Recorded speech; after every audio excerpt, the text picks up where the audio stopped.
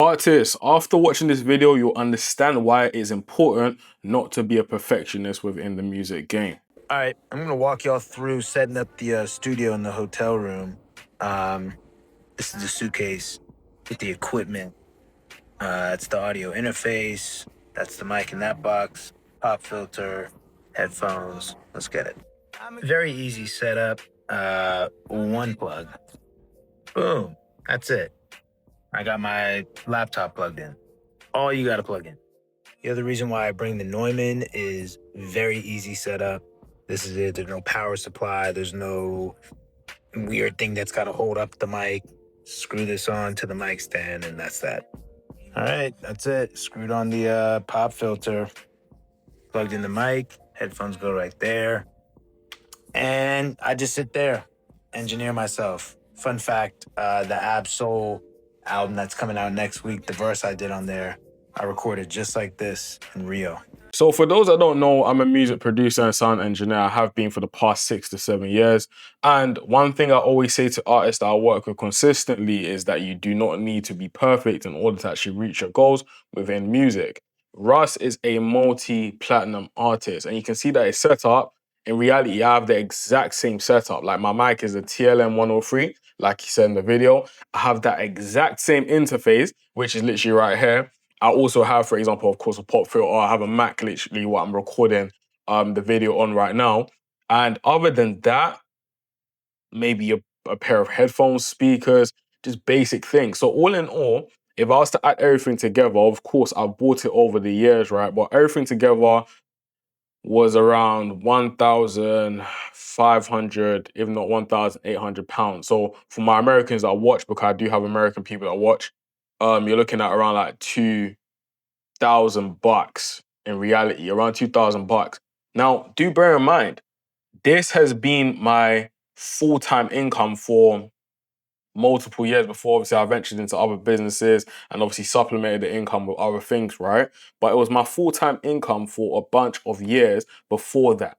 And even before I even got the setup that actually cost me that, I had even the cheaper setup and I was still making money off of obviously recording artists and producing for people, etc. If you're watching up until this point and actually enjoying the video, please make sure to subscribe. We're trying to get to 100 subscribers as soon as possible. Help me get there, family. Without further ado, let's get back into the video. Now, I know you're gonna have some people look at the video and be like, oh, but you're a producer and an engineer. What about me? I'm an artist. I don't get paid up front. Da, da, da, da. In reality, it applies to you as well, because yes, you don't get paid up front, but as soon as you have a quality setup, you teach yourself how to actually record yourself. Look, YouTube is a platform where you have all sorts of information out there for you to actually engage in. I taught myself how to produce and I taught myself how to engineer solely off of YouTube. And yes, I do have a community where I teach people and teach artists specifically how to record themselves. But in reality, if you had the time and you paid attention to what is actually out there and you actually listen to all the tutorials and things like that, eventually you'll get to a point where you can actually record yourself rather than going to the studio all the time. Now, even artists that I work with personally and I develop, because that's like my main, you could say, skill set within the music industry. I always encourage them to, number one, learn how to record themselves, or number two, at least understand the basics of what it means to record yourself. And the reason why I say that is referring to a video that I've done earlier on this channel. I actually had a video where Little Baby was talking about the fact that he doesn't understand what a hi-hat is, he doesn't understand what to do in terms of production, etc.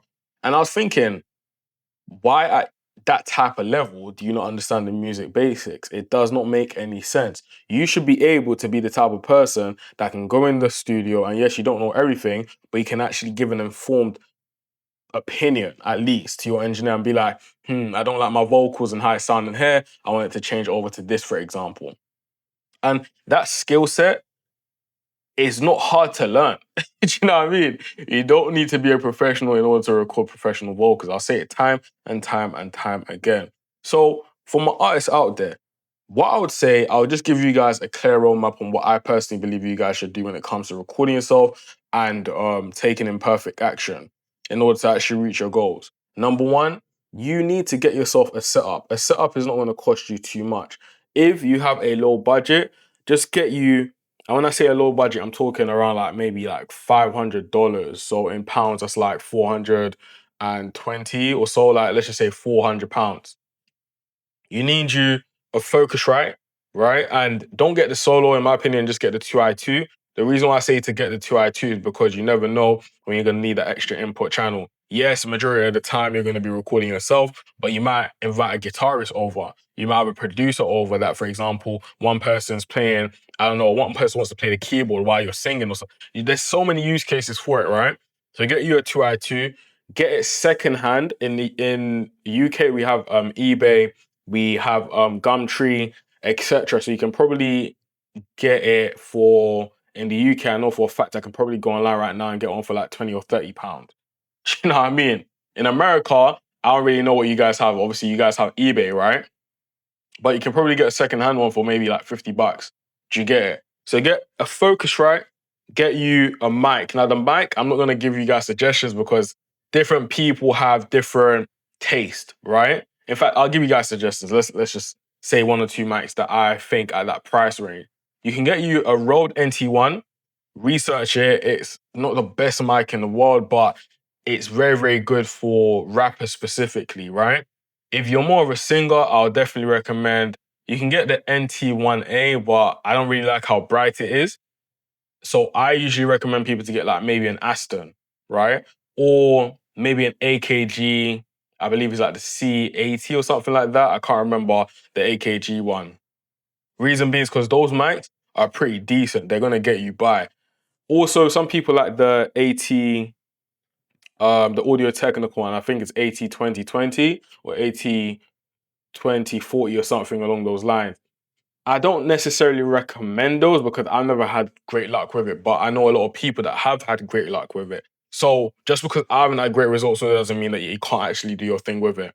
Now, after that, what you want to do is, of course, get you some good headphones. Just get cheap headphones for now. Eventually, when you have more money, then you might want to get you, I don't know, a very dynamic DT770, or you want to get you like a Sony headphone, for example. I think like the HD80s, for example, if I'm not mistaken. Those are some crazy headphones. Like my boy took them from me. I need to get them back from him.